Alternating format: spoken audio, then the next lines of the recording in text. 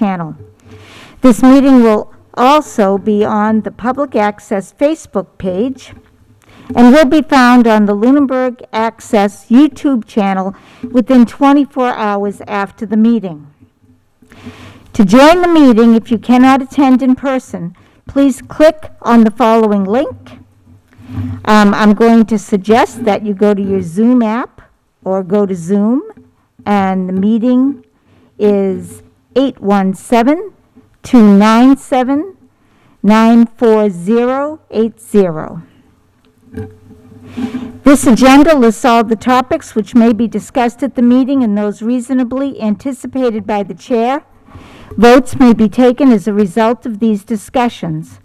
Not all items listed may in fact be discussed, and other items not listed may also be brought up for discussion to the extent permitted by the open meeting law. Now, if everyone would rise for the Pledge of Allegiance.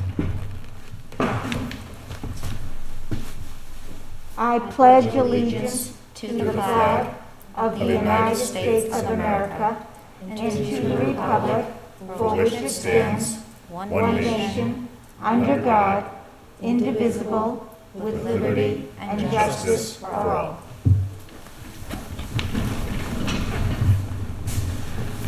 Our first item is the chair's report. I would like to begin by congratulating John Londa on his retirement and thank him for keeping all of our facilities running over all these many years.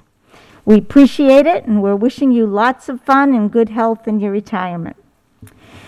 I would also like to thank our nursing staff for all they do to keep everyone safe.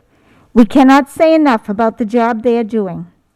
Thank you also to the parents and guardians who, despite being given news they may not expect, are responding in a positive, kind, and patient manner to our nurses. If one of our nurses should give you a call, please remember they are following a set protocol and doing the best they can do. Your patient and courteous response is much appreciated. I'd like to remind our committee members that we are meeting with the Finance Committee on Thursday, October 28th, to hear from an MASC consultant, Tracy Novak, on school finance, Chapter 70, and the Student Opportunity Act. Now, I'd like to take the student representative's report out of order because he has important things to do. So we need a motion to flip that order, don't we? Mm-hmm. I'll make a motion to move the student representative's report to now. And a second? I'll second that motion. All in favor? Aye. Aye. Oh, do we have to roll call Mr. Leighton and then? Because Mr. Leighton is virtual, yes. So we have to roll call vote then. All righty, we'll begin with Mr. Leighton. Your vote? Aye. Mr. Kelly? Aye. Mrs. Kelly? Aye. Ms. Shapiro? Aye. And Mrs. Archambault? Yes. And so we turn this over to Sean Delaney, our student representative. Thank you. I'm going to start with the high school notes. The virtual open house went well with a decent turnout. Float meetings have started in the past few weeks. The theme this year is cartoon shows. The seniors are building their float for Phineas and Ferb, the juniors have SpongeBob, the sophomores have Scooby-Doo, and the freshmen have the Smurfs. We have 3 weeks till our homecoming game and parade day. Picture day was today, October 6th, for all grades in the high school. On to the middle school. Virtual open house occurred on the 16th with a good turnout. Picture day happened on October 5th for all grades in the middle school. NHS is continuing to offer tutoring for middle school students on Tuesdays and Thursdays. Social and emotional learning curriculum has just recently been introduced into all middle school classes. And lastly, the elementary school. With the first month of school completed, all students are done with the initial iReady assessments in English and math. Penny Wars is officially over, raising a grand total of $6,225.95. That's it. Thank you very much. Thank you.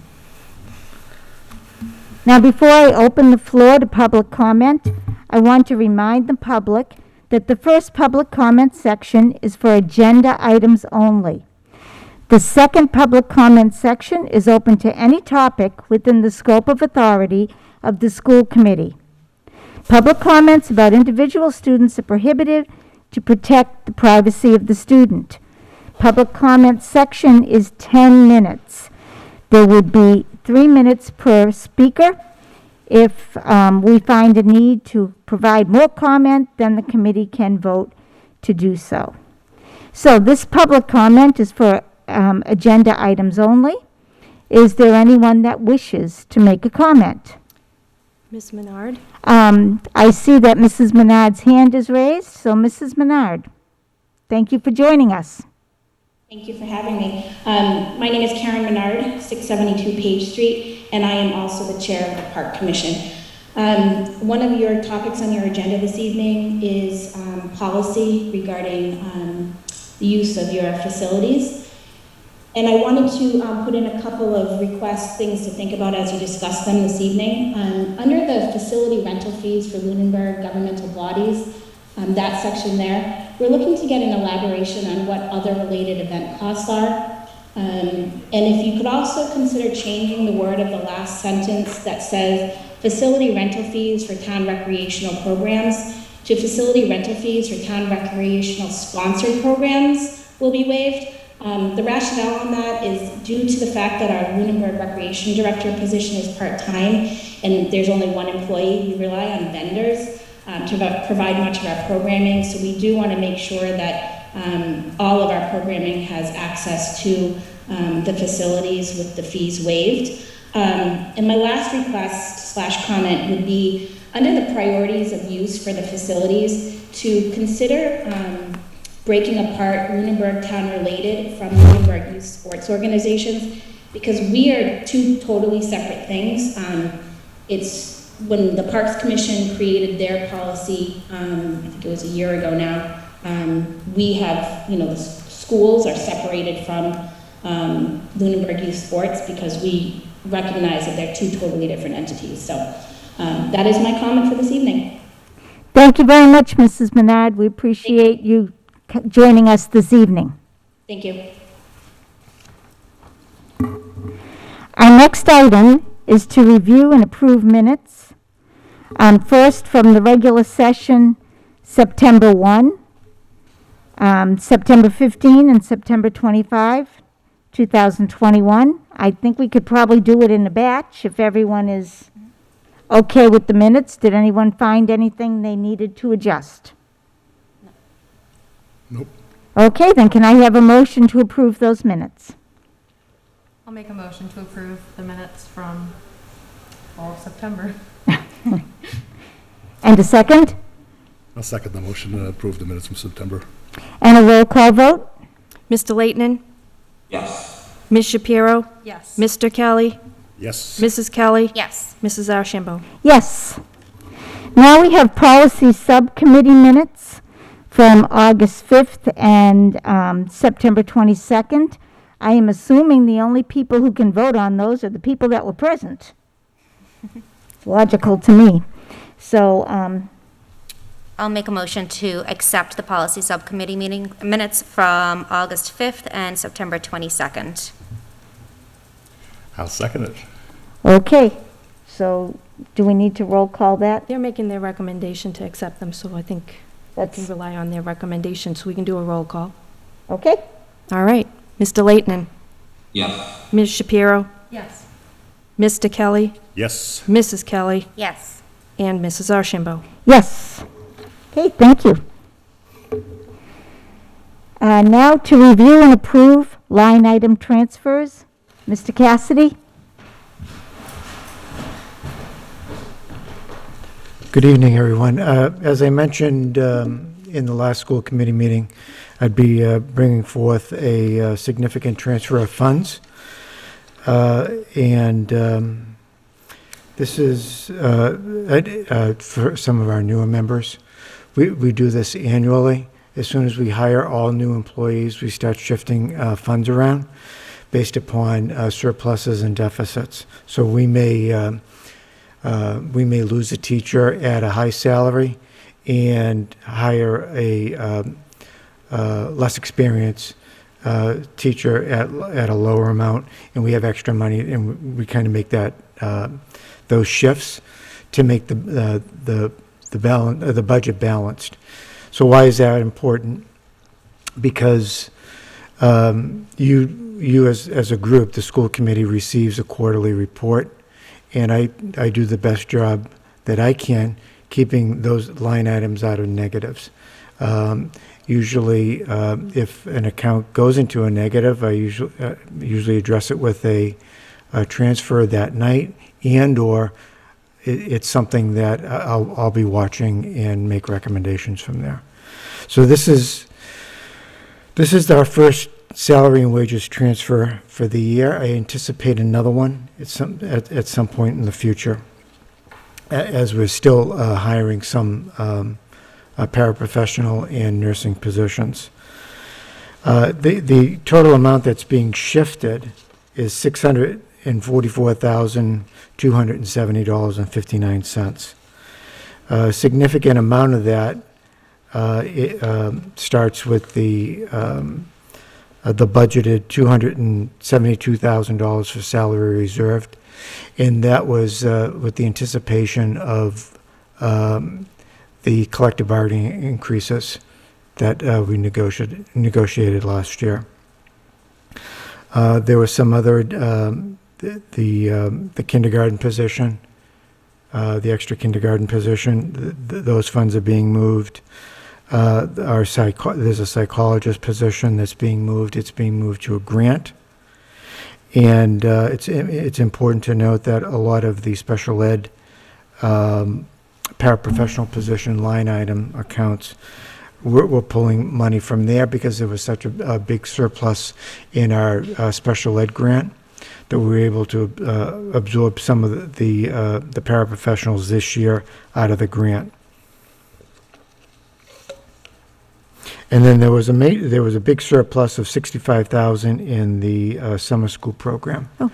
Remember, we got that grant, and there was a lower than anticipated participation, along with we had enough staff. Let's put it that way. So enrollment was driven by staff. We had low enrollment, so our projections were low on hiring too.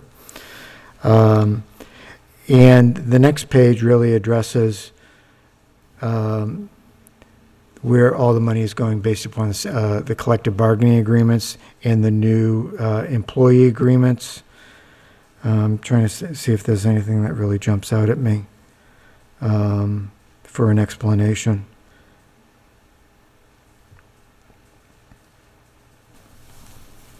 Once again, there was we had budgeted 2 paraprofessionals under school choice.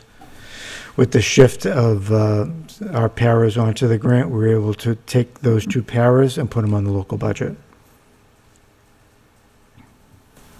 If you have any questions, there's a lot of info. I tried to provide this in the folder as early as possible, as promised, just because there were just so many numbers.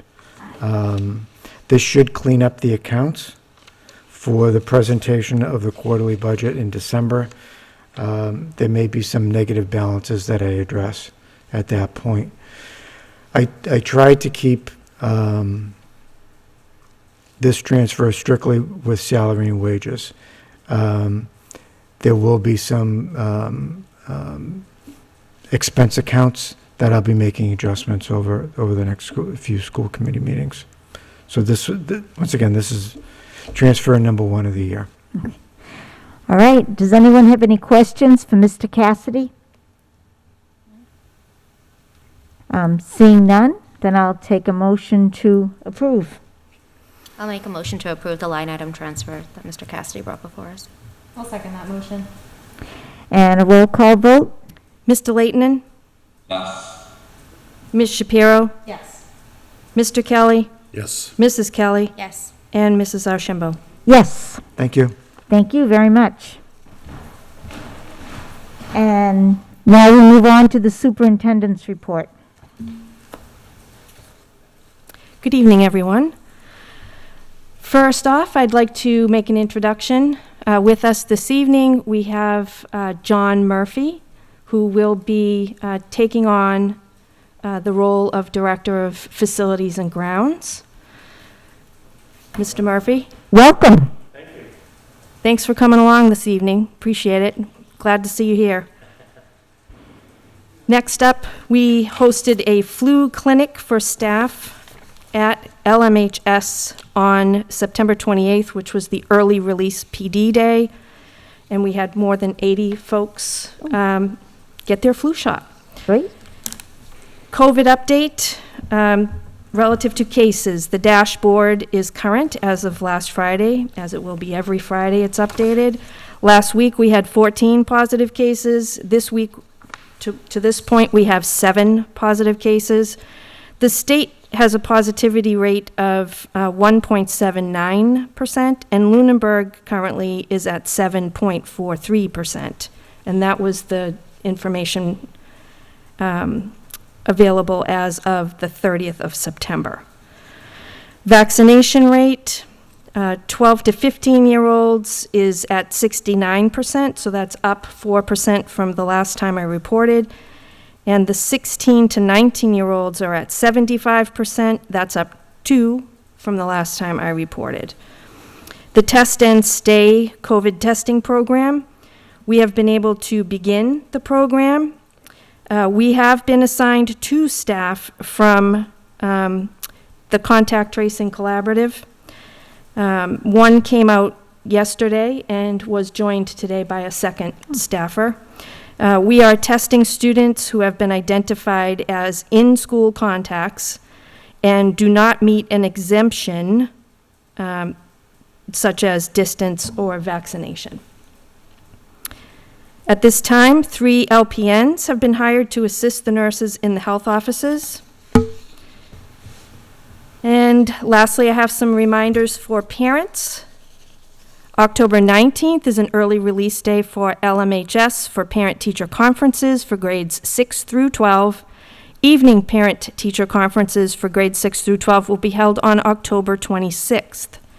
Parents will be receiving information from the school regarding how to schedule their conferences. Monday, October 11th is a holiday. Schools will be closed. And as we heard from our student rep report, homecoming will be October 23rd, and it will include floats. So I'll wish everyone viewing a happy holiday weekend.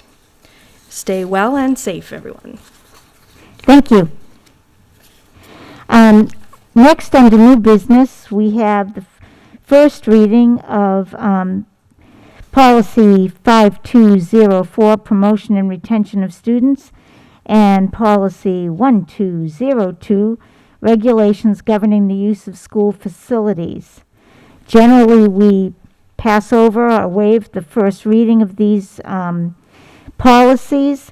Tonight, I would like to read the regulations governing the use of school facilities, because we did have comments about that this evening.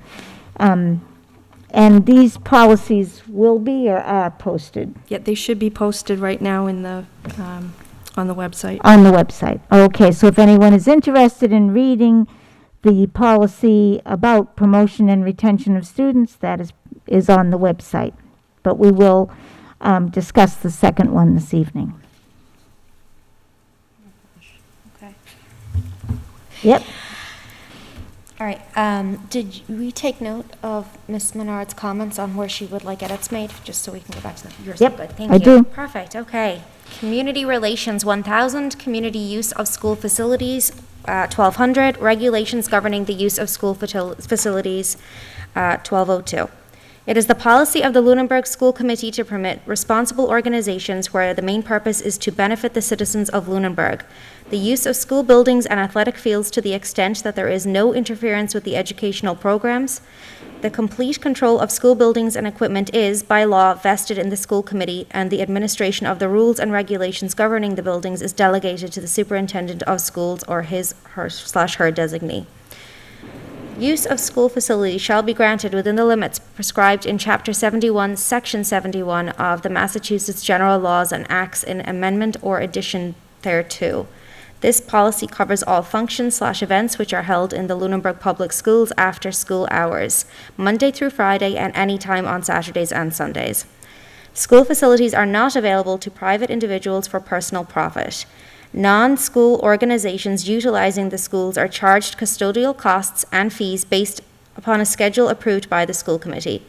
Facility rental fees for Lunenburg governmental bodies executing governmental functions will be waived, but custodial and other related event costs will be charged. Facility rental fees for town recreational programs, with the exception of youth sports seasonal programs, will be waived. Custodial or other related costs will be charged.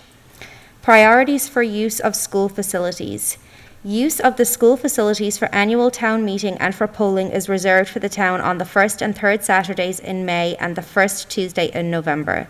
During annual town meeting, the school facilities and ground will not be available for use other than scheduled academic testing.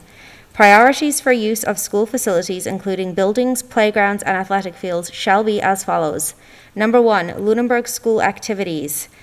Student performances, student athletic events, dances, graduation, school councils, school committee, etc. Number 2, Lunenburg community school programs and activities. Number 3, Lunenburg school support groups, PTO, PACSAL, etc. Number 4, Lunenburg town-related and Lunenburg youth sport organizations. Number 5, Lunenburg youth-related nonprofit organizations, such as the Scouts. Number 6, Lunenburg nonprofit groups. Number 7, community recreational use, non-scheduled Lunenburg resident use of tennis courts, basketball courts, track fields, playgrounds. 8, all other. Scheduling. Priority. Number 1, Lunenburg public school activities receive priority over other organizations for the use of buildings and fields. Number 2, Lunenburg Public Schools administration, faculty, and staff are required to complete applications for the use of their own buildings and fields. Cancellations. Number 1, scheduled activities may be preempted by Lunenburg's public school activities only with the permission of the superintendent of schools and provided a notice of no less than 72 hours is given to the permitted organization. 2, on days when school has been cancelled because of emergency conditions, the school buildings and grounds may not be available. However, all scheduled use will automatically be cancelled unless the renter contacts the school being rented to confirm the availability of the school. Conditions of use, all facilities. All facilities use requests must be completed online. Contact the Director of Facilities for access to the system. Certificates of insurance, if applicable, must be submitted to the Director of Facilities. 1, it is required that all renters obtain and review this policy in its entirety. All renters must sign an acknowledgement form indicating that they have received and reviewed this policy. 2, there are certain restrictions upon the use of school property and the building. The user is solely responsible for the fulfillment of the regulations of the following: A, State Department of Public Safety; B, state and local fire laws; C, state and local police laws; D, Internal Revenue admission laws; E, state laws relating to rental of school facilities. 3, organizations, any group or entity, excluding the Lunenburg Public Schools, using school buildings or grounds under a permit from the superintendent's office are restricted to the use of the rooms and/or spaces assigned to them. Participants found wandering unsupervised in a school building will be immediately escorted out of the facility. The sponsor of the activity will be notified. 4, organizations using school buildings will only use one designated entry and exit.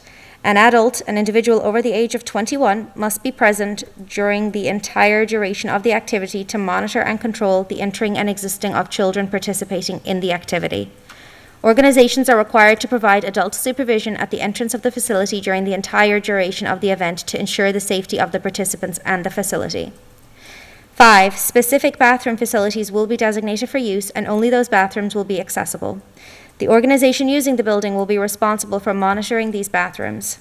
6, use of tobacco and/or nicotine products, alcohol, marijuana, and any other illicit substances are prohibited on school property. 7, the applicant must be present throughout the time the facilities are being used. The applicant is responsible for the decorum of the group, including spectators. 8, when minors are using a facility, they are required to have supervision on a 1:10 ratio basis. At least one adult 21 years or older must be present at all times. 9, food and/or beverages are only permitted in cafeterias or all purpose rooms. Eating or drinking in auditoriums or gymnasiums is not permitted. Only prepackaged food and beverages for resale are allowed through the concession stand. 10, any damages sustained to the facility and/or equipment during its use will be considered the responsibility of the renting organization. The renting organization will be billed for any repairs needed to restore the facility and/or equipment to the original state. 11. No electrical apparatus shall be connected to any lighting system unless it is first inspected and approved by the district-approved auditorium manager or technical staff personnel. 12. In all cases where gymnasiums are used for athletic purposes, participants are required to wear athletic shoes. 13. Cleats or turf shoes are not permitted on the track. Participants must not put cleats or turf shoes on until participants are on the turf field. 14. School kitchens are available only when proper lunchroom employees are employed at an additional expense to supervise and protect the interests of the Lunenburg Public Schools. Applicants must contact the Food Services Director to arrange for specifics and receive an estimate of the costs. 15. Entrance to the property shall be permitted only via the designated entrance for the school in use.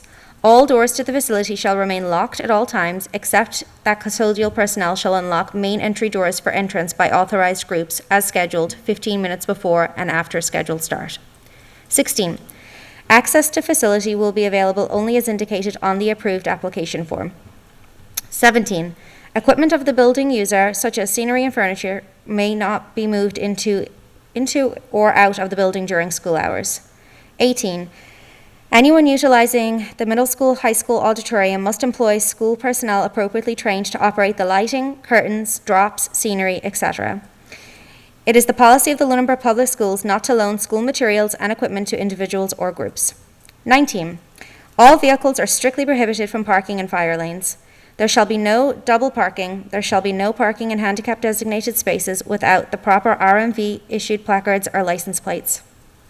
This will be enforced by the Lunenburg Police Department, and violators are subject to being ticketed and or towed. 20. There shall be no parking or driving on any school property in conjunction with any function unless prior approval is granted by the superintendent. Upon approval, a permit will be issued and must be displayed while on school grounds. Any vehicles on school property must be operated by licensed drivers. 21. All non-school or town governmental related activities must be completed and the premises vacated by 10 p.m. Personnel. 22. The custodian on duty shall be responsible for the supervision of the building and equipment, safety precautions in the building, cleaning of the building after its use, and for services required by the renter in accordance with the use of facilities approved. 23. Custodians have no responsibility to groups other than as described above. 24. Police coverage may be required for a particular activity. The applicant is responsible for making these arrangements and for payment of the same. 25. School facilities are not available for use without a custodian on duty. Advertising. The district is not responsible for advertising of non-school events. Any advertising associated must identify by name the sponsoring group. Insurance coverage. The organization shall procure and maintain insurance against claims for injuries or losses to persons or property that are alleged to have arisen in connection with the activities underlying this application of the organization and any agents, representatives, or employees. Insurance companies must be licensed by the Commonwealth of Massachusetts or otherwise acceptable to the school department. The cost of such insurance, including required endorsements or amendments, shall be the sole responsibility of the organization. Full disclosure is required for any non-standard exclusions. 1. A copy of certification of insurance with minimum limits of $3 million for general liability, including bodily injury and property damage combined, and personal injury, must be attached to the application and forwarded to the Director of Facilities for review prior to the date of activity and before final approval for use is granted.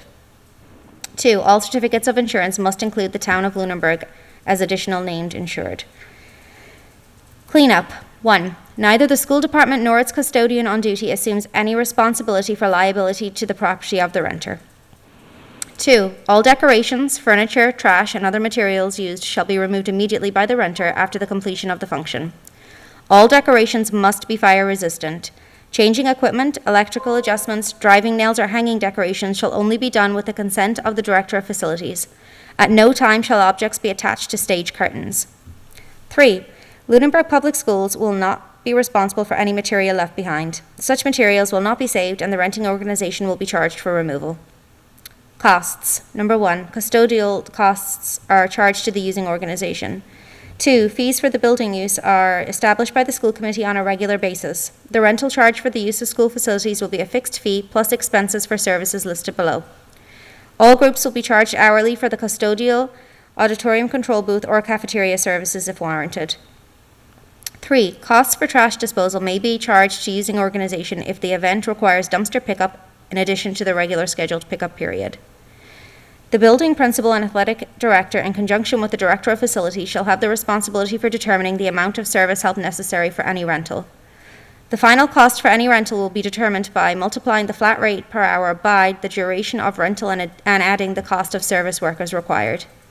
The time of the custodial services charge will necessarily include the time required to prepare the particular activity for the rental, the time the facility is in use, and finally, the time required to restore the facility for school use following the rental. Community recreational use. Recreational public use of the facilities must be consistent with the uses for which it was designed. The district will have the authority, with school committee approval, to post signage on campus indicating prohibited uses. Permits or requests for the use of school facilities may not be granted where the proposed use or activity is prohibited or inconsistent with the uses for which the space or facilities are designed. Voted Lunenburg School Committee October 20th, 1999. Reviewed Lunenburg School Committee November 7th, 2001 and January 11th, 2016. Revised and approved July 16th, 2007 and April 27th, 2016. Updated and approved May 3rd, 2017. Updated and approved October 17th, 2018. Updated and approved May 1st, 2019. Updated and approved January 20th, 2021. Thank you. It didn't seem as long when you read it to yourself. That was a long one. Thank you very much.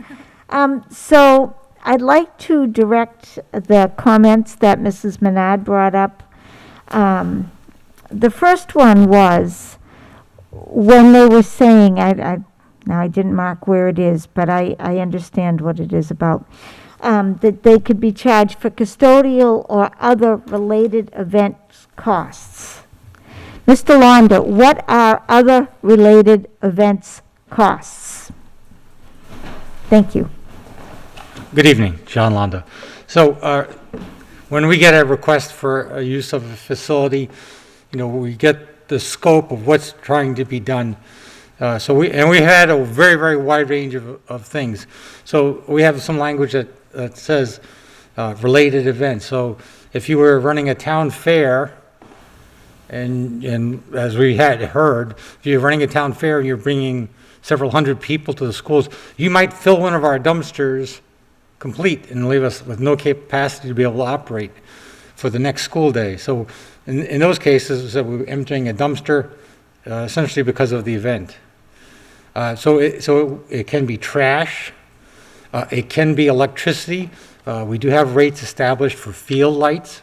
So if you were bringing a group in and you wanted to run an event at nighttime, you would expect to pay one of the rates that we have. We have a rate for youth sports. We have a nonprofit rate, and then we have a non-Lunenburg and for-profit rate. So one of those would be identified, and that would be passed on to the renter. That information would be passed on before the event, so they know, okay, well, you should expect these are the costs.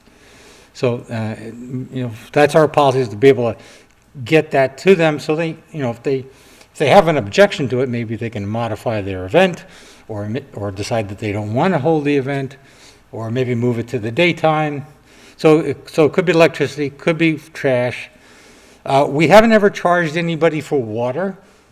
Although I can envision some types of events that might require that. It would be unusual because it's nothing we've had now, but say you wanted to do an event and we needed large volumes of water. Well, the school department would pay for the large volumes of water and also pay for the sewage disposal on the large volumes of water. So, we might identify that if that kind of event was taking place or being proposed. So those are the primary ones that I would think of. We did hear about damage. We did have an event quite a long time ago that created a lot of damage when an auto show was done on school property, and we had a rainstorm hit during the event. all those vehicles leaving the field pretty much completely rutted the field. So there are some related costs. That's not something that we would obviously know about beforehand. But, I think it's important that you have some ability to analyze what's being proposed, communicate with the person proposing it, what things we see as the potential additional costs that might be incurred, so that that dialogue occurs. And like I said, there could be then some adjustment to the event, whether it be, I said, some changes proposed so there is a bit of a vagueness in what related event costs are, but that's partly because we really don't know what the events are until they're proposed. So most of the related events costs are those costs that are in the fee schedule anyways. Yeah, the field lights are one that's in the fee schedule. The other ones, like the trash costs, really are not. That would be whatever the going rate is at the time. And we have not had to do that in recent years. Right. I think the last time we did it was for a large-scale town event that was done out in front of the old high school location. But we have done it, several times. And then we continue to have some large-scale events. I think the last really big large-scale event was the Lunenburg Art Festival, but it wasn't so large that it required us to charge them for trash. I think that explains that. Does anybody else have a question about those related costs? No, okay. I don't know if... Yeah, if I could, Oh, sorry, Mr. Leighton. Didn't see your hand. You're far away. thanks.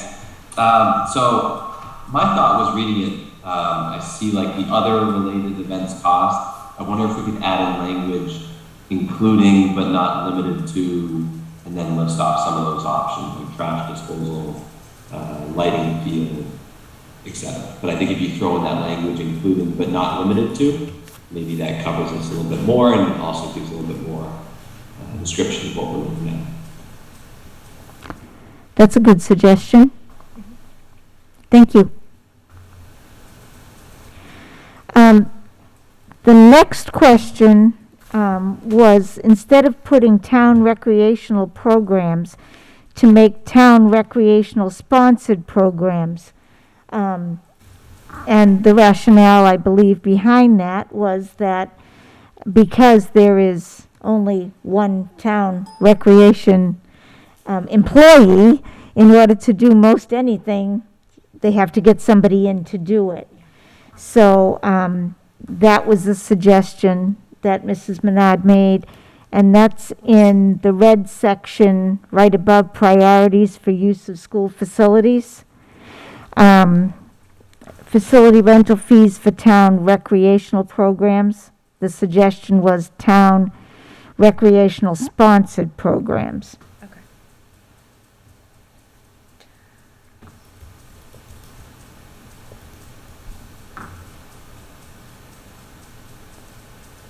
And the next comment had to do in that next section, priorities for use of facilities.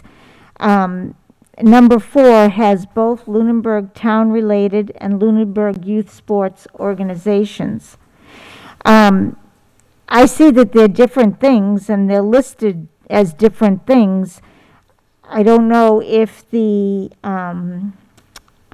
subcommittee decided they had equal weight, and therefore that's why they're on the same line. But that's what the comment is, so that would need, I think we should look at that as well. Was there anything else in this policy that anyone on the committee was interested in taking a second look at? Mr. Leighton, got your hand that time. Thank you. Along with what you were just talking about just the priority list, I kind of lean towards maybe separating them, because I don't know if we do like truly want to have them have equal weight. I almost lean towards the youth sports organizations having a priority over the town-related events. That way we're supporting those youth organizations, and then the town rec department can have those events, but that, we're supporting those youth organizations, and that they stay strong.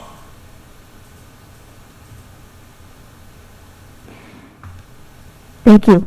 So are there any other thoughts from what Mr. Leighton said? I tend to agree with what Mr. Leighton just said. Okay, well, we'll bring that back to committee then. Is there anything else on here that we would like to discuss this evening? I'll just raise for your consideration, we had a request just this week from the rec department for an adult soccer league. And the language that we had in red here in this revision specifically references youth sports seasonal programs. I didn't know if you wanted to give consideration to the fact that there may be adult seasonal programs as well.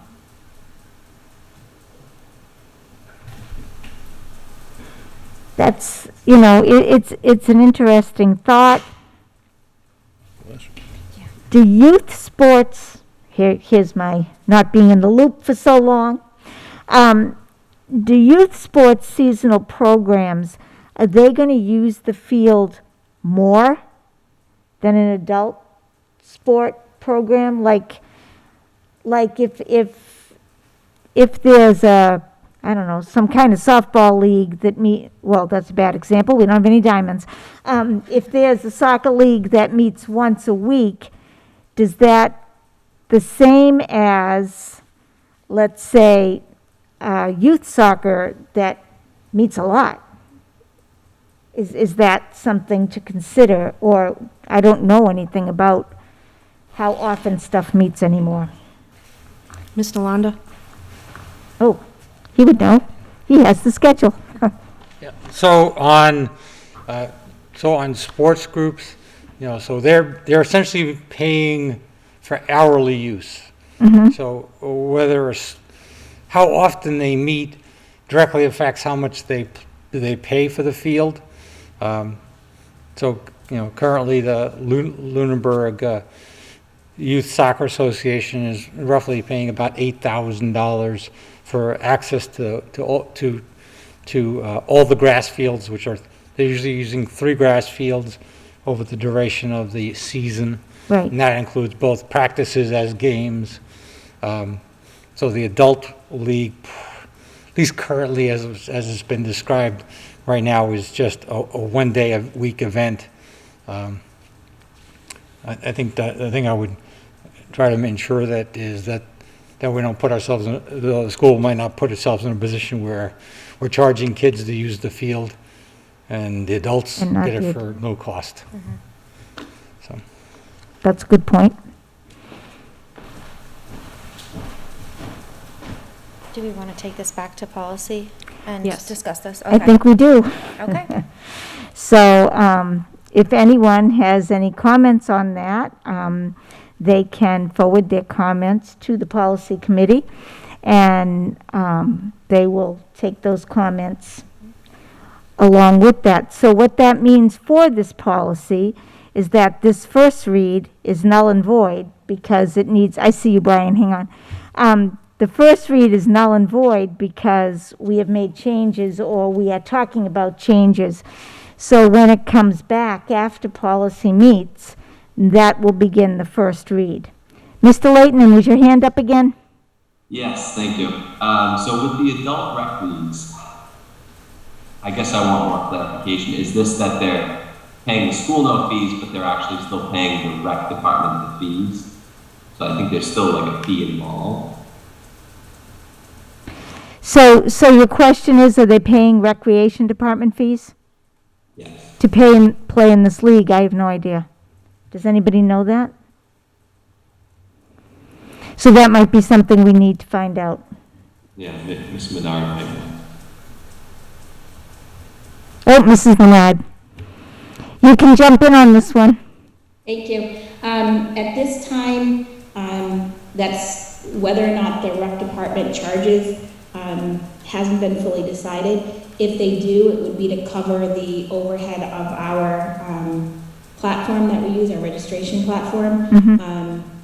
But it wouldn't be, I think at most it would be $10. It wouldn't be any more than that. Thank you. Thank you. So anything else on this policy before we send it back to policy? I don't think so. Okay, seeing no hands, and I think we're set on this for this evening, and it will come back once again. Should I waive the reading of 5204? The first reading? No, Oh, we don't need to do that? Okay. no, The I other one? think oh yeah, we need to waive that, Yeah, yes. okay. I'll make a motion to waive the first reading of 5204, promotion and retention of students. I'll second that motion. And then a roll call vote? Did Mr. Leighton have another comment to make? I did have a question in regard to the policy we're going to vote on. With the changes, would this, for clarification purposes, would this affect, say, special needs students who want an additional year to learn more life skills, go through the ACE program?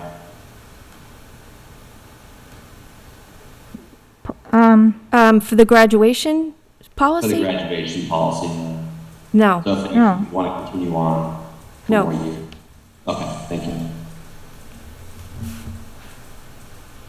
Okay.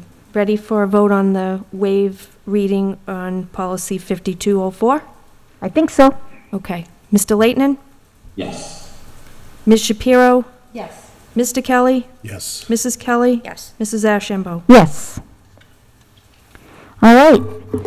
Moving on, we have Town Hall New Build School Committee opinion. Mr. Leighton, do you want to address this?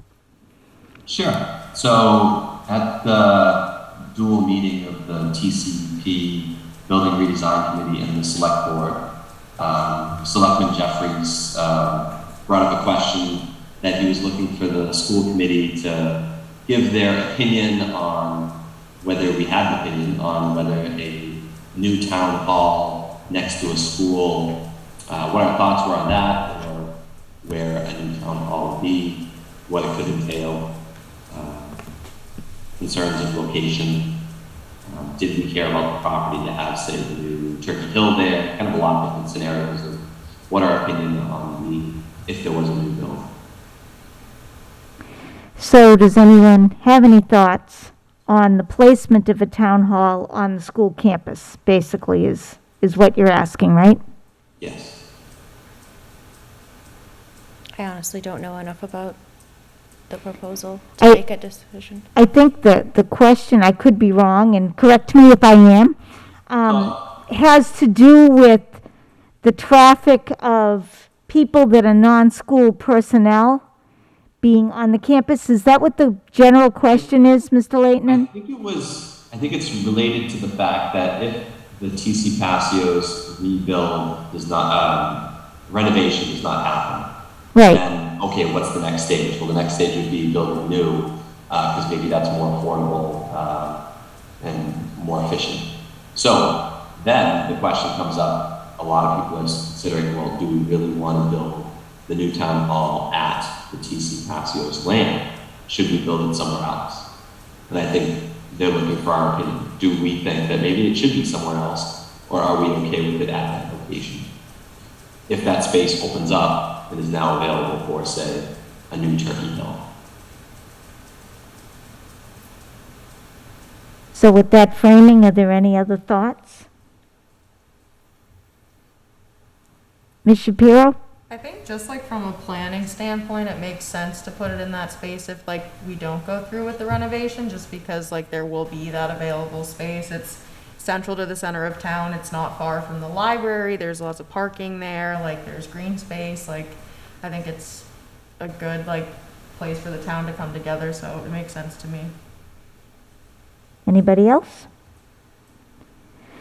My own thought, I'm fine with it being there. Personally, the library is right there, so it's not like the school campus is insulated from everybody, you know, and obviously there would be protocols, you know, if we have students in that building as we do at TC Passios now, there would be protocols to separate. So as long as those protocols are met in the building, was a bigger concern to me than just having the building, regardless of where the building is. If we have kids in the building, you know, separating the access areas, you know, the bathrooms and what have you, from the general public is important to me. I don't know about anybody else, but that's a concern I would have. I would have a clarifying question for Mr. Leighton. In terms of the new build, are they thinking still that this would be a building that would house town department offices as well as the school department offices and programs? So that is the expectation as of now, that the new design would be designed for those same purposes that the renovation was. Okay. Yeah. So there's not much changes. That was the expectation going forward if they were going to redo TC Passios. So I guess I would not have a problem. I wouldn't have a problem. So I think it says action, so I don't know if we have to vote on that we don't have a problem, but we've all said we don't have a problem. Do we need to vote on not having a problem? I think it's obvious. Do you want to? Do you want us Do you to want vote? to give Mr. Leighton the authority to relay that message at the building committee? Yes, I would give Mr. Leighton the authority to relay that message. So that would probably require a vote. Okay, then I need a motion. There we go. I'll make a motion to allow Mr. Leighton the authority to relay our lack of a problem with having town hall on school property. I'll second that motion. And a roll call? Mr. Leighton, Yes. Ms. Shapiro, Yes. Mr. Kelly, Yes. Mrs. Kelly, Yes. and Mrs. Ashambo. Yes. Okay, thank you. Now we have donations. We have two donations. First is a check in the amount of $6,255.95 from the PTO Penny Wars, and that is to be deposited into the gift account for Turkey Hill Elementary. And we also received a letter from the attorney for the estate of Ida Raisinen. Ida passed away and left a gift to Lunenburg High School in the amount of $2,556.92. Mr. Santry has signed for the check at the attorney's office and now is bringing it forward for acknowledgement and acceptance by the school committee. That would be deposited into the high school gift fund. All right, is there someone that would like to make a motion to accept these very generous gifts? I'll make a motion to accept these donations. I'll second that motion. And then a roll call vote? Mr. Leighton, Yes. Ms. Shapiro, Yes. Mr. Kelly, Yes. Mrs. Kelly, Yes. Mrs. Ashambo. Yes, and I wish to thank the estate of Ms. Raisinen for that generous donation, and all the people that worked on the Penny Wars for that donation as well. Okay, now, the adult lifelong learning program. So, the recent request from the rec department for an adult soccer league, use of the facility. At one point, and Mr. Londa would know the history, at one point that program was offered under our lifelong learning program. Other programs under the lifelong learning program include use of the fitness room at the middle high school, pickleball. There were a couple of different basketball leagues, volleyball. I think with the creation of a rec department, now there's a possibility that things are going to get blurry here. And I was just wondering what the thought of the committee is relative to maintaining the adult lifelong learning program. Is this something that we dissolve?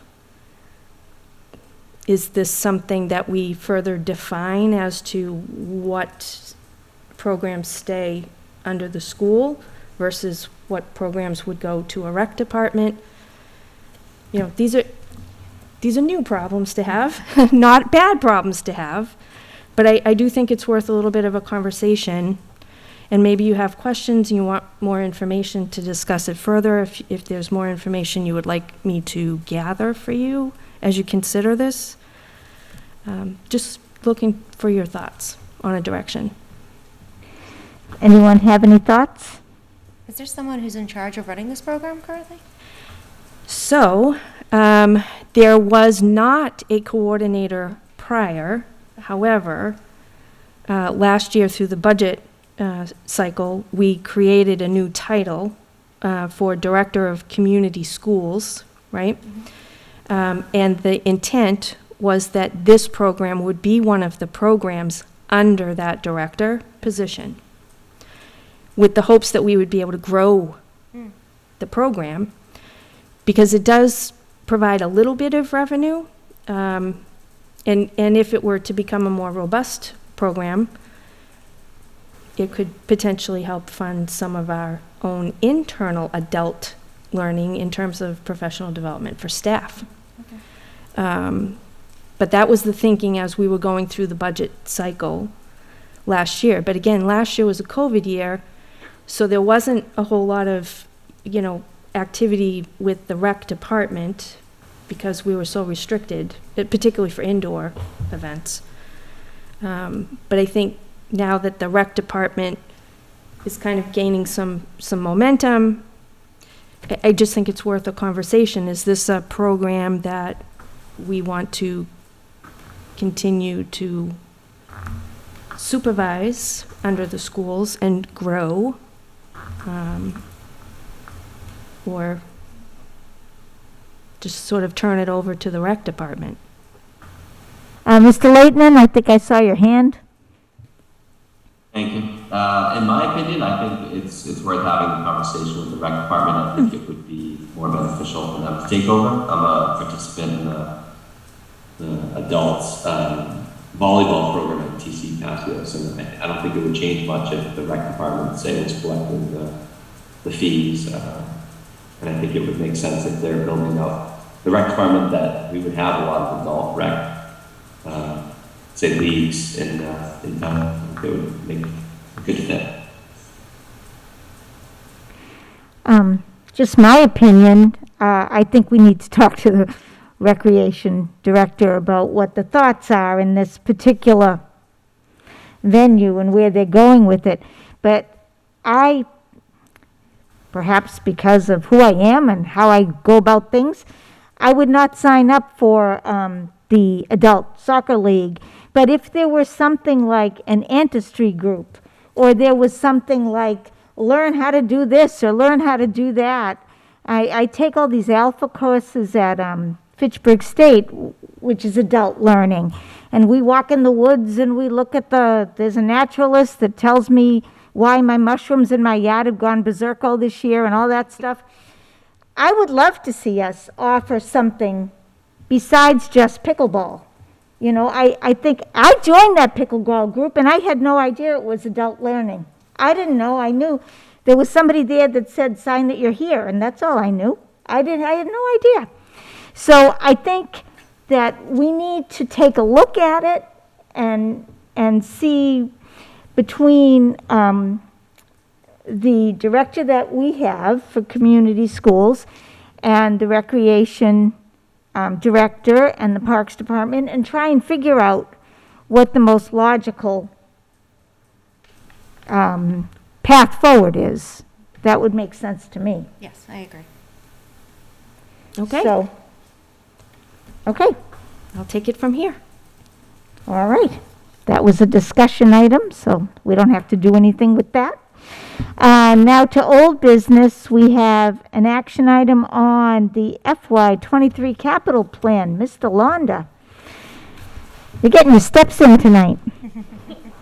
Good evening once again. So the capital plan, so this is something that we had presented previously. So it's the FY 23 through 32 capital plan. I'll be willing to entertain questions on the entirety of it, but I'll try to focus on the submissions for FY 23. So we have three projects or three items that we'd like to bring forward, and I'll discuss them in priority order. So the first one we have is for the installation of air conditioning at Lunenburg Primary School. This was a project, of course, that was proposed and came into the capital plan in FY 22. Did not receive any support and was the lowest ranked of the projects that did get presented to capital planning. At that time, we brought that in at a request of $290,000. We had in FY 21 been given $10,000 to incur some costs for engineers to help scope and estimate the project. The engineers did not really move on the project until really in the last 60 days. So we went last year with no real cost data other than the estimate that I put together for it.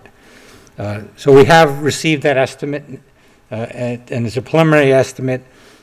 We have some concerns about it, and we are currently in discussions with the engineers about that preliminary estimate.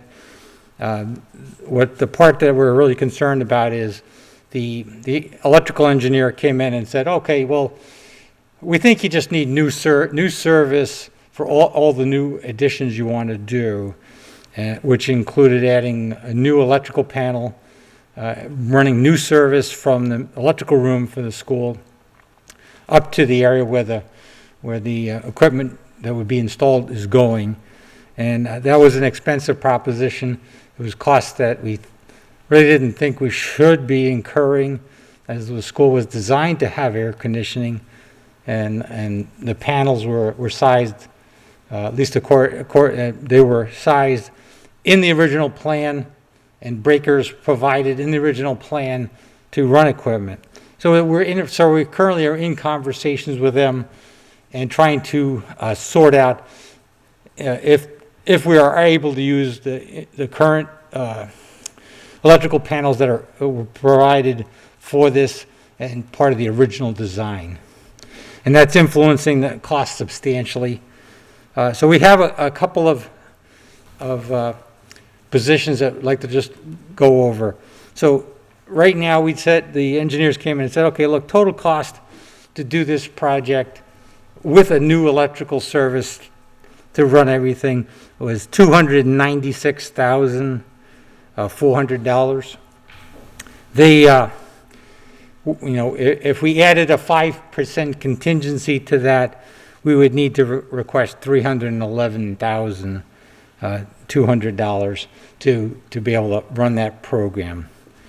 Like I said, we are kind of forcing them to look hard at that, but as part of it is our really being able to look at how the electrical load is currently configured. We did not have a set of as-built electrical drawings for the building, so we're relying upon the plan and how panels are marked, and we're going and doing some testing to confirm what the electrical load is on the three panels that really are the primary panels that would help support using the existing panels. So if we find that we can use the existing panels, we think then that the cost for the project would be $221,650, and with a 5% contingency, would say that we should request then $232,700. So, and we think that was likely a very reasonable number to bring that project in at, but we have not yet gotten confirmation from the engineers that they're in agreement on that. And then, so we then took one other look at this from a different perspective entirely, which is the components of the project are really twofold. There are the areas that are classroom spaces that were serviced by 2 energy recovery units that are part of the original installation. Were prepared with cooling coils to be able to receive a cooling medium to be able to cool air for the classrooms. And then we're saying, okay, well, that's great, but maybe we should also add the cafeteria and the music room. And those areas were not prepared for cooling. However, I don't think it's a big stretch to be able to add that. They're serviced by unit ventilators, and so a cooling coil could be placed in the unit ventilator. There was no electrical preparation for that in the original design. So that tends to be more expensive per square foot to cool than trying to deal with what was something that was already planned to happen. So looking at those 2 options, if we split these things apart, which we said if we just did the classroom wings, you're probably closer to about $155,000, and for the B building about $81,000.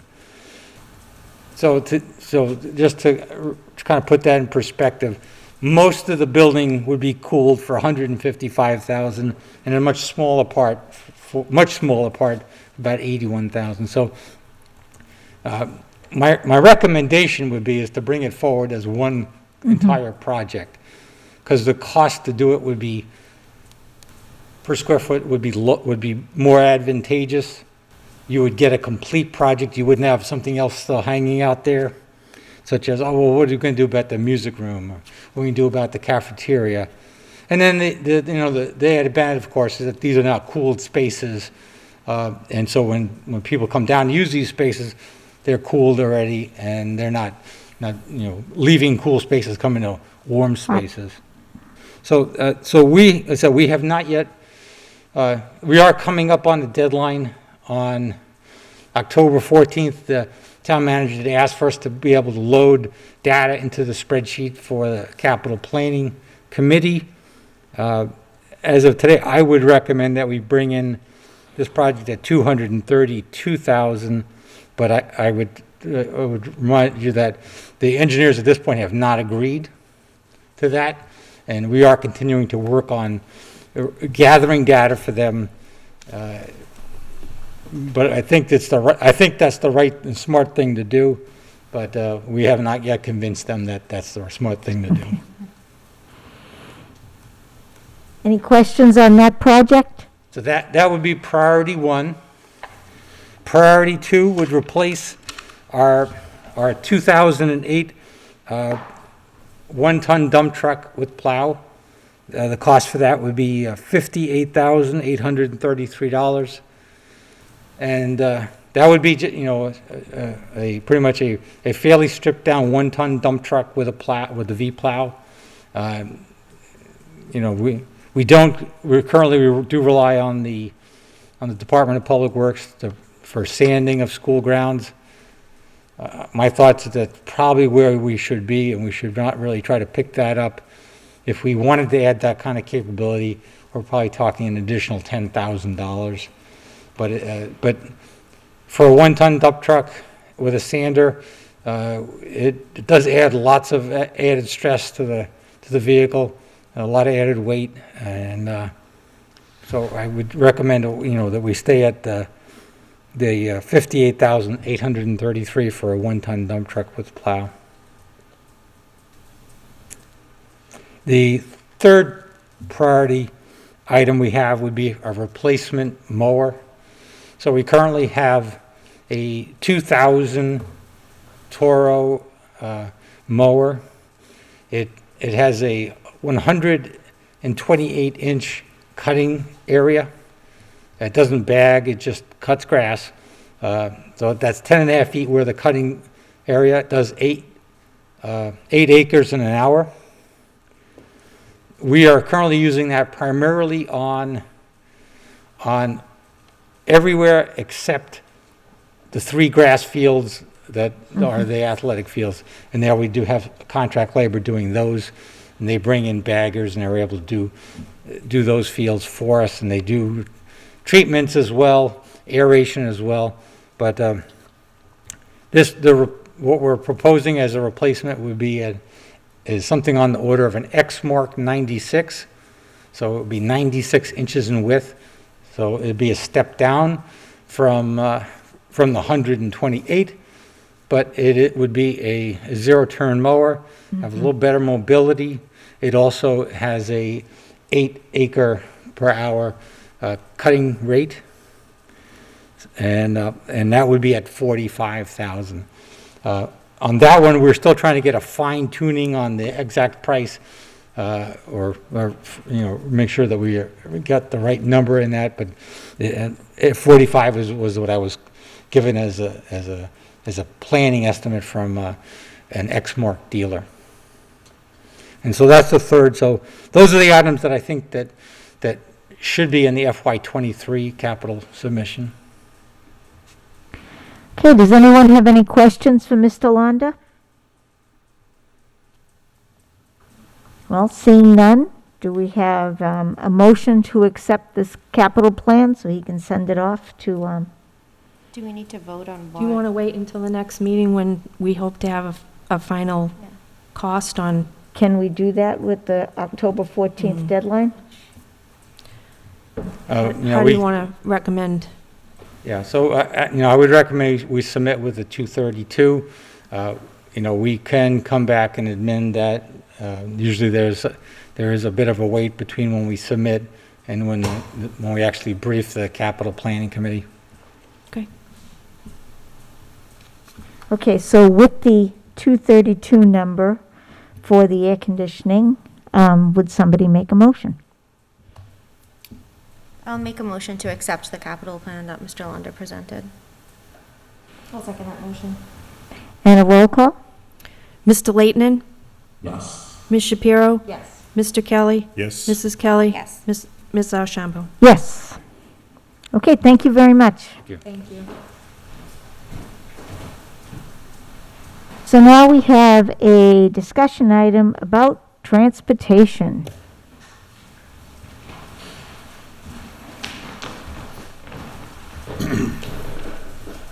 Good evening, everyone. Mike Cassidy, Business Manager. I'd like to begin providing an update on a conversation we had with our current transportation vendor, D-Bus, regarding adding new buses to the proposed increase of the invitation for bid. My concern with that invitation to bid was that a deadline, making sure that they had enough time that if any vendor, not necessarily D-Bus, and this is not tailored to, that any vendor that got the contract or the lowest bidder had enough time to get order a bus upon the execution of a contract and have it for the first day of school. They said if ordinarily early March award will allow them or any vendor to have a bus ready for the start of the school year. Ordinarily. So COVID, they did say that most bus companies that did order new buses this year, there is a delay, and they are running some older buses, and they just kind of made us aware of that. So what, just getting that out there. It's not going to affect any decisions on this deadline, which is just backing out. This would have to go in front of the school committee in the first school committee meeting in March. It's very similar to the plan that I talked about at the last meeting. So that amount would go into the second school committee meeting as we're proposing the final proposed superintendent budget. So we're executing the contract on the first and then implementing that amount in the local budget.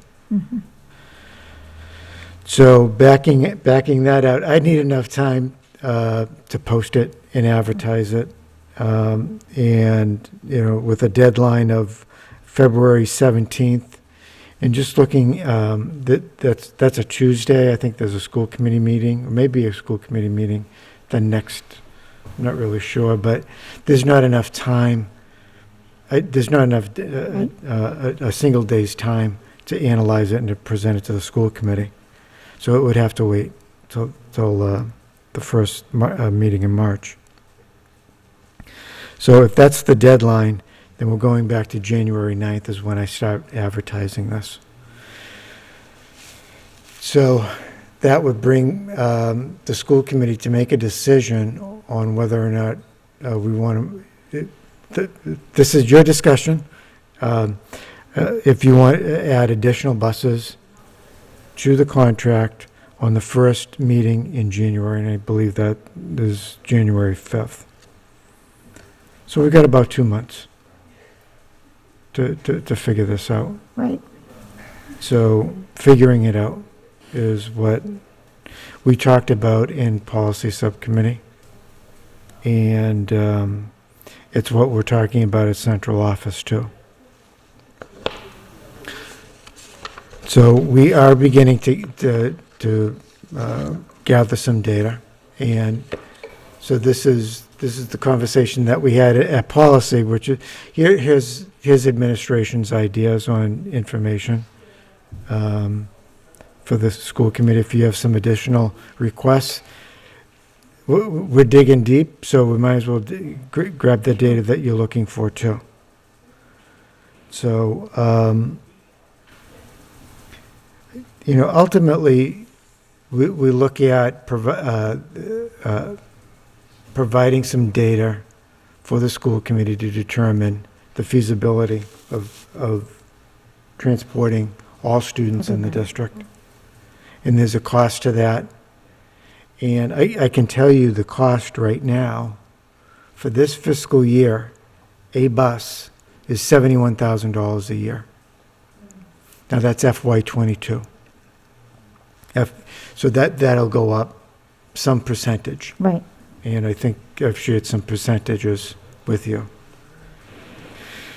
It may go up even more because the vendor's going to have to add to their fleet. So there may be an adjustment to that. Just be prepared for that. But it's $71,000. That's for one additional bus. If you go to two buses, then it might be $150,000. So those amounts that I just mentioned, were not really calculated in any of the my fancy formulas when we were doing those collective bargaining agreement meetings. And I think many of the members saw the data and the spreadsheets that we were working. That was just, the numbers in there were just general increases and not new buses. So we do have a fiscal challenge with that. So it's really it's going to be finding that money in the budget. I can't make any recommendations on that right now because I'm not really sure what we're recommending. But that would be a challenge, is just finding the money in the local budget somewhere. We are going to be analyzing the current ridership in its totality. So it's beyond a mile and a half, and there's a few under a mile and a half. We're going to do some projections of ridership that if we open it up for everyone, what would that, that's really the number. If we open it up to everyone, what is our ridership potentially going to increase by? And how many more buses are we going to need? Now, we are looking at, we're at full capacity at our buses right now. We have some wiggle room if new students come in. We're actually looking at, the actual head counts on a daily basis to see what that really looks like. And I'll just say, we're not hitting the capacity. Not everyone is riding the bus every single day. That's been scheduled for a bus. So that's good news. It's good news for safety too, for COVID, and so rest assured that those issues are being addressed. So that's one of the things that we're looking at. And ultimately, we're going to be looking at how many new buses and all the costs related to that.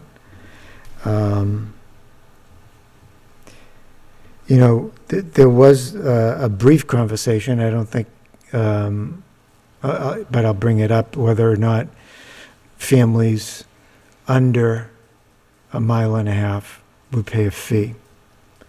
Because technically, legally, it's not technically, legally, we're not obligated to transport those families.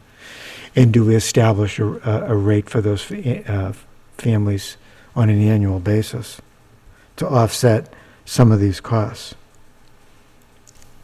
We'll calculate that for you. May come up with a projection.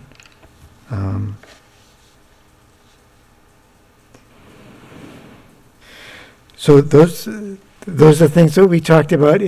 Those were some of my notes that I took. If I forgot anything, there's a good opportunity I don't to think help so. me out. I think that you're covered everything that we spoke about.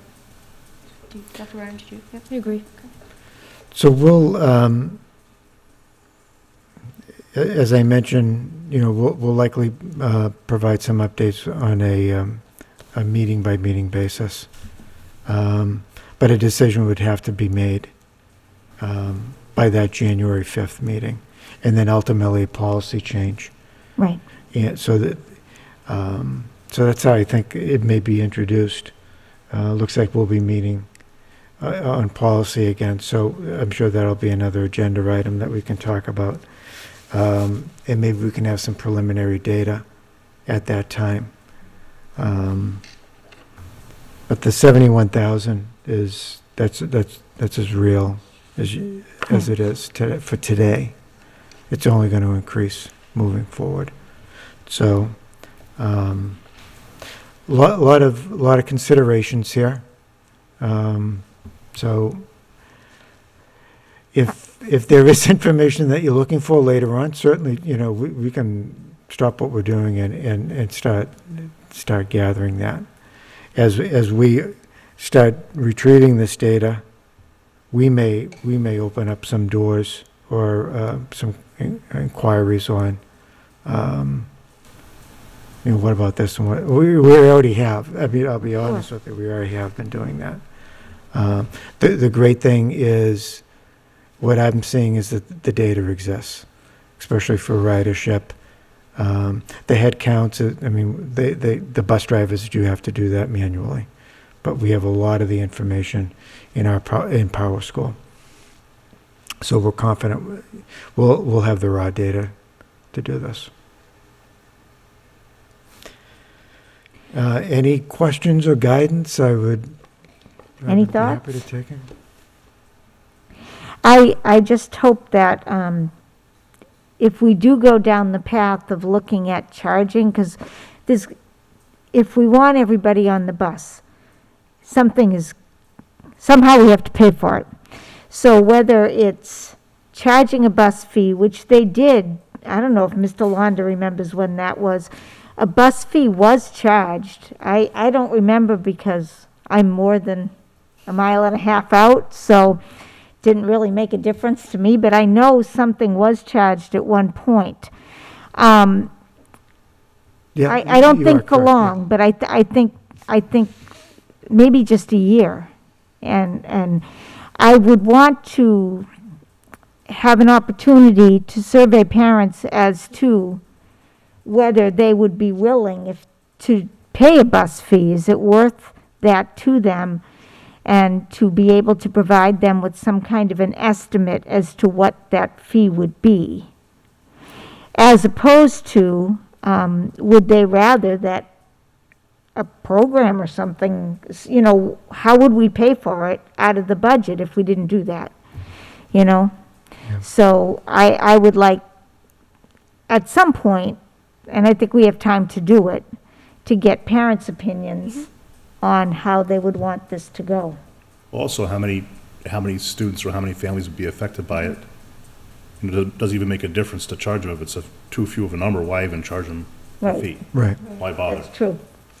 You know? Yeah, it's identifying those families within the mile and a half It's hard and to- really surveying them and getting that Right. data. One thing I didn't mention, and I don't think it came up in the policy subcommittee, but we were going to survey, this was an internal conversation. We were going to survey other districts Oh, yeah. to see who was charging and if they did have rates, and try to get some information. As far as, most districts don't, well, you know what, I'm going to let the survey, Sure. from my feeling is that a lot of districts don't transport under a mile and a half, but we can do what we want, Yes. you know? So it's identifying those communities that transport everybody, and then what is their fee structure? I mean, what's the burden? Pros and cons. So we're that's one of the things we want to do too. So Great.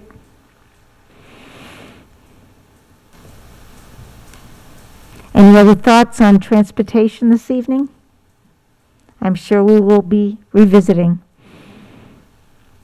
okay, thank great. you. Thank you. Appreciate it. Thank you for all that work. The next item is school committee meeting model. And I think what it comes down to, we had talked about, are we better off doing Zoom? Are we better off doing hybrid like we had this evening?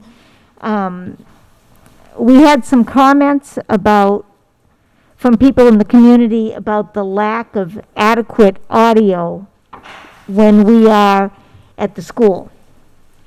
That because we don't have microphones right in front of us, and I have gotten feedback during this meeting that the audio is much better.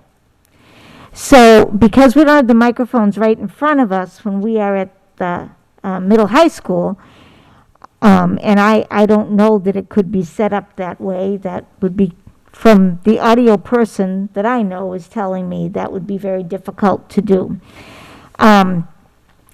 I wonder if we should meet in person here and meet on Zoom when we are at the middle high school, was my thought, but I didn't know what other people thought.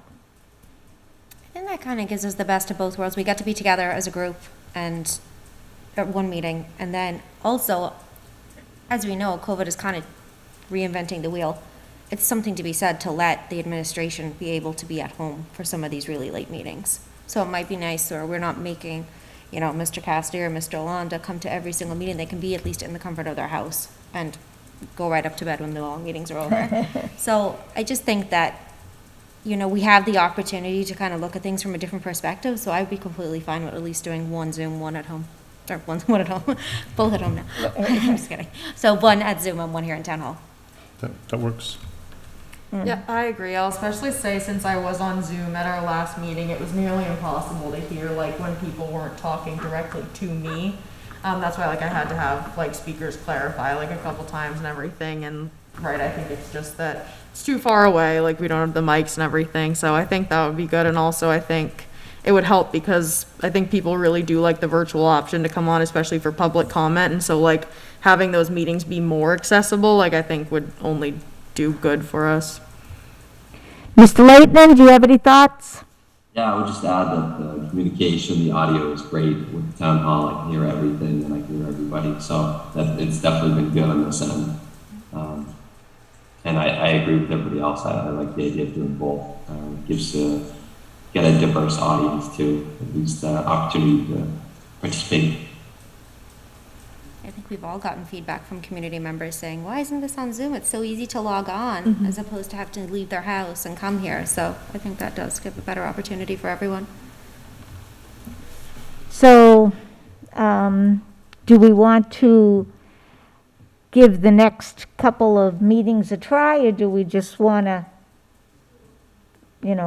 take a vote and switch over? What should we do procedurally? What do we think? I just have a question. So we meet in town hall once a month? Okay, And I believe this room is busy the other time. okay. That is why we're not in town hall all the time, is what I was told when I first came on the committee. But, I think it would be best, honestly, to make the switch because we've got such feedback that it's just not feasible for people to understand what we're saying. okay, so does somebody want to make a motion then? What do we make? I'll make a motion to meet the first Wednesday of the month in person and the third Wednesday of the month on our Zoom. I'll second that motion. Roll call?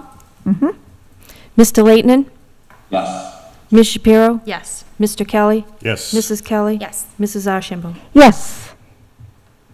Okay, we'll give that a try, and we can always go back and look at it again, but that makes sense to me. So now we have public comment that is open for any item that is in the school committee's scope of authority. Is there anyone in the public that has a comment they would like to make? Seeing none, then we will continue on to committee reports, starting with the Athletic Advisory Committee. We have not met. They have not met, okay. Finance Committee, they have met. So the Finance Committee met on September 23rd. Dr. Burnham and Mr. Cassidy met for an informal discussion with the Finance Committee. Dr. Burnham shared that this year's focus is to close academic gaps and to deal with the social emotional needs. There were lots of questions about dealing with the COVID response. There was a discussion about staffing needs and planning. There were questions about the middle school, high school principal position and the math specialist positions for next year. Also questions about facilities, IT positions, and the bus contract. So those answers were all what we have discussed here, so I don't think I have to go through them all, but those were the points of interest for the Finance Committee. The town manager was also in the position of discussing what might go on with the town. So there was a discussion about the IT position once again, possible changes of an accounting clerk that is retiring to a assistant accountant. The treasurer and collector need clerical help. The need for a separate facilities person outside of the DPW for the town side. So somebody that can help maintain all these facilities, besides throwing it at the DPW. They talked about challenges for building projects because of inflation and that there are many simultaneous projects going on in the town. The free cash is coming in higher than they had anticipated. They're generally pretty conservative with their estimates, and the free cash looks like it will be higher, but it is not certified yet, but will be for a special town meeting. And the next meeting is October 7th, tomorrow evening, to run through town meeting articles. So that's the FinCom spot. Now, PTO. The PTO met on Monday, October 6th, so this past Monday. They wrapped up Penny Wars. We discussed some fundraising ideas for the year, and we discussed the logistics of PTO participation in the Parks and Rec trunk or treat. Awesome. Okay, school councils. We'll start with the primary school. Yes. So the primary school met September 23rd. That was our first meeting, the introductions. There was still, at the time, there was a vacancy still for a parent, and also a community rep. They said they were going to mention it at the open house night. We mostly discussed the school improvement plan, how they were aligned to the main district goals. We talked about iReady as the district assessment diagnostic, and that there was going to be some iReady PD for staff, and that they would be targeting areas and identifying trends. There was some discussion about Lucy Hawkins, and Mr. Adams said that there's a literacy committee that are trying to address any warnings and phonics issues. Mhm. And our next meeting is on the 12th. Great, thank you. So the Turkey Hill. Turkey Hill met on September 22nd, and we set our meeting dates for the school year. iReady reading assessments were completed, and math assessments were taking place at the time of our meeting. So they should be completed, I'm assuming. MCAST and iReady scores were showing that there is not a significant drop-off in scores, even with pandemic restrictions to learning. An intervention teacher and 2 tutors were hired to target intensive instruction for students to meet their needs, and a full-time social worker was hired for one-on-one support. As discussed a couple of times, Penny Wars was a huge success, so thank you to all the families for their generous contributions. And we meet again October 21st. Thank you. The Middle School Council. Have they met? No. Oh, not that you know of, okay. Not that I know of. All right. And I did pass your name over to the secretary there, Okay. so, Haven't heard anything about it. okay. I also have not heard anything about high school yet. I think people must be a little overwhelmed over there, understandably. Absolutely. Okay. Next, capital planning. Yes, that's me. So we met on September 22nd. We reorganized. I am now the chair. Dave Passios is the vice chair. Paula Bertram is the secretary. Tom Alonso is a member. We are also in the process of getting a community member for our next meeting. We reviewed the FY21 and 22 capital plan, basically going through the project statuses of whether they were ongoing, complete, or if they were on hold. There was also some updates too, that anything under $20,000 was no longer going to be on the capital plan, so we highlighted those areas that were no longer on the capital plan. And then also anything that was removed. Our next meeting is on, so we also reviewed the timelines too. So October 14th, capital requests from the departments are due. At the end of October, beginning of December, the plan is to meet with individual departments. And then mid-December, the capital planning committee reviews all the requests and begins prioritizing. And then in mid-January, we finalize recommendations, and then in late January, the town manager provides capital plan recommendations to the select board. And our next meetings are planned for the 19th and 26th, after the requests are put in. Thank you. The Wellness Advisory Committee. We also have not met, but I've reached out to Mrs. McGuire to see what our meeting schedule is for this year. Okay, another very busy person. Yes, very. Paxel We have not met. and the TC Passios Building Design Committee. Yes, so we met last night with the select board. They did end up voting to approve putting on the 3 articles for the fall town meeting. So the first article, the informational presentation, that was unanimous, and they all felt that was important. The second article was the cost to renovate the building. So putting that cost up there, the town could vote for that.